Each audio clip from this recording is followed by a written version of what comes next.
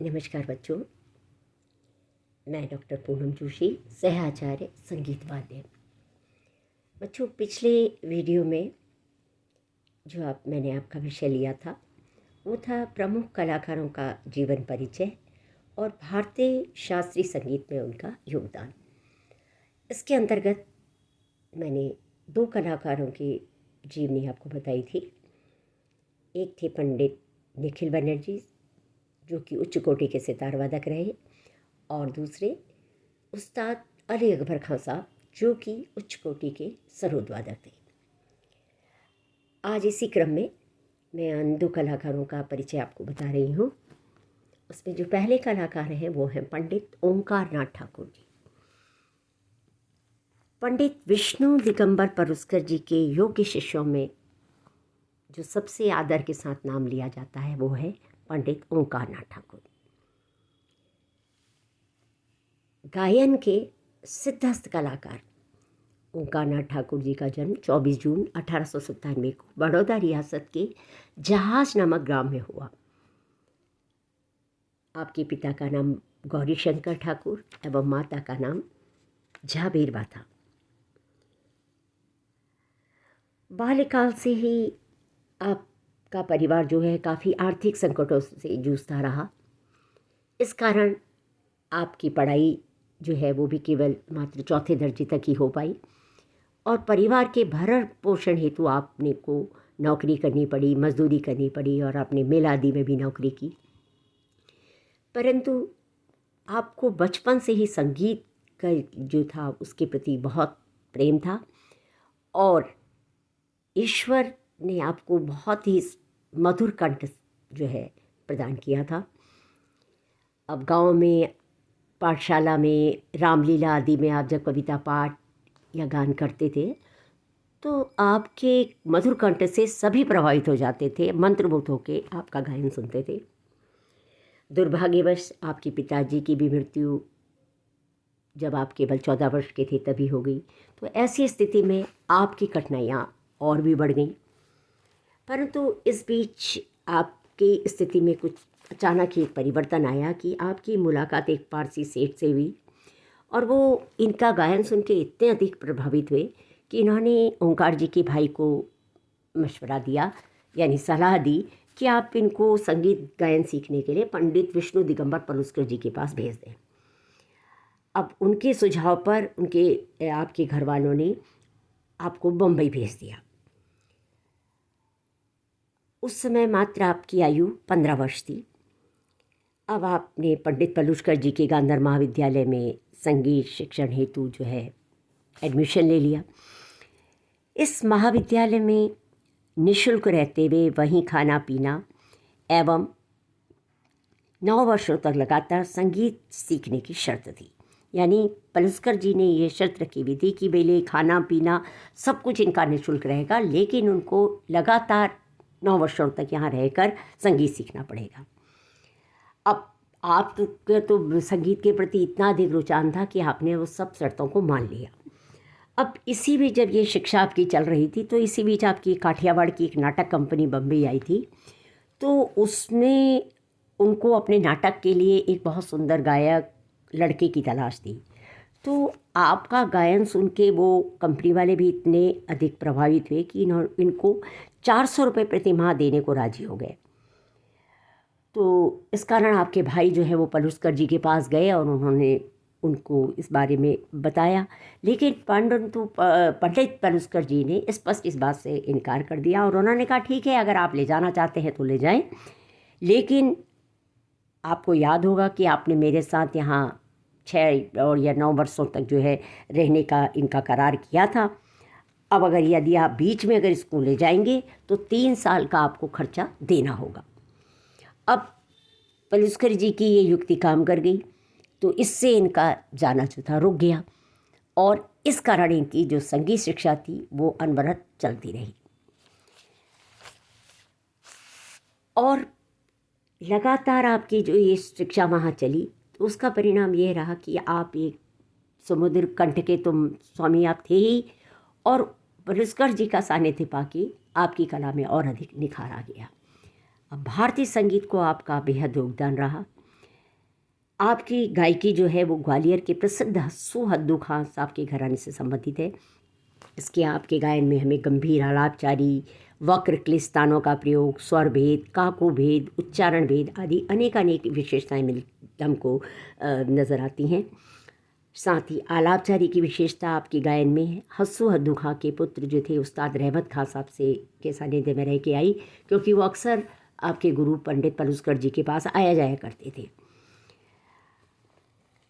तो इस तरह से हम देखते हैं कि ओंकार नाथ ठाकुर जी जो थे वो जो ग्वालियर घराने से संबंधित थे, और इस घराने की जो है मुख्य विशेषता ख्याल गायकी है। परंतु पंडित जी यानी ओंकार नाथ ठाकुर जी के आप मतलब कुशल ख्याल गायक तो थे ही, परंतु उसके साथ साथ आप ध्रुपद और ठुमरी का प्रदर्शन भी आप सफलतापूर्वक करते थे। और आप बुलंद आवाज़ के स्वामी थे। मतलब ये कहा जाता है कि बड़े से बड़ा अच्छा ऑडिटोरियम हो और वहाँ अगर माइक्रोफोन माइक आदि ना भी हो तो भी आपका इतनी बुलंद आवाज़ थी कि आखिरी सीट तक बैठा हुआ व्यक्ति भी जो है आपकी आवाज़ को आराम से सुन सकता था। अब जबकि आपकी एक तरफ आवाज़ तो बुलंद थी, लेकिन फिर भी आपका गायन जो था वो स्वर प्रधान और भाव प्रधान रहा है। यानी एक ओर आपके गाने में गांभीर्य भी था तो दूसरी ओर कोमलता भी थी। आपकी सात्विक वेशभूषा, सुरीली मधुर आवाज़, व्यवस्थित गायन, चेहरे की भाव भंगिमा, ये सारी चीज़ें आपका मतलब प्रस्तुतिकरण इस तरह का होता था कि वो अनायास ही श्रोताओं पर एक अमिट छाप छोड़ता है। राग का शुद्ध प्रस्तुतिकरण आपकी विशेषता थी।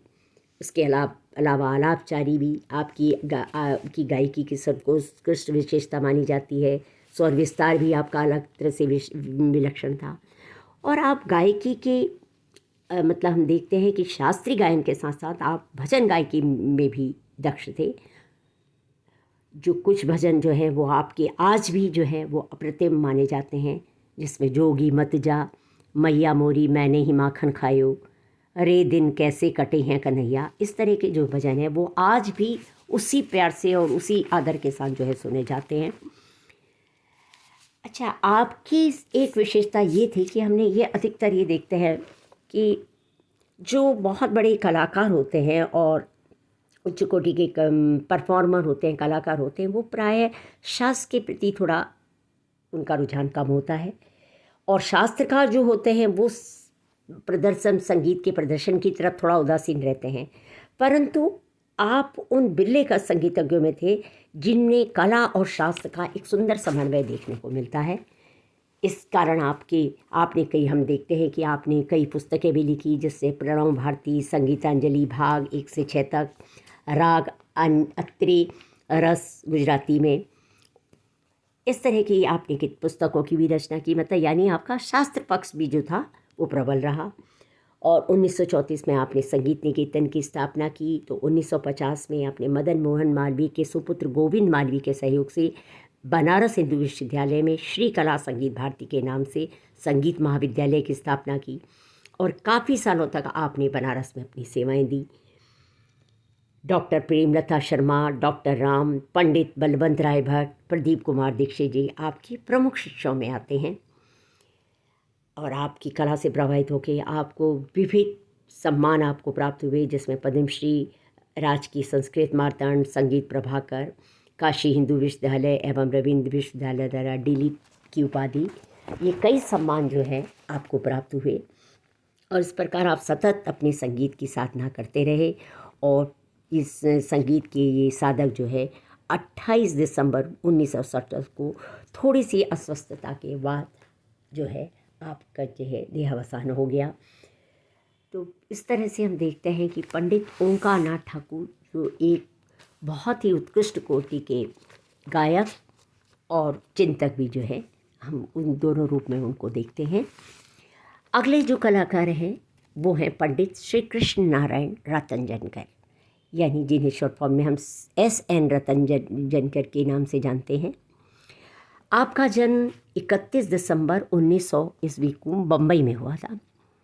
आपके पिता का नाम नारायण गोविंद था, और चूँकि वो थे तो पुलिस विभाग में, लेकिन संगीत के प्रति उनका अगाध प्रेम था।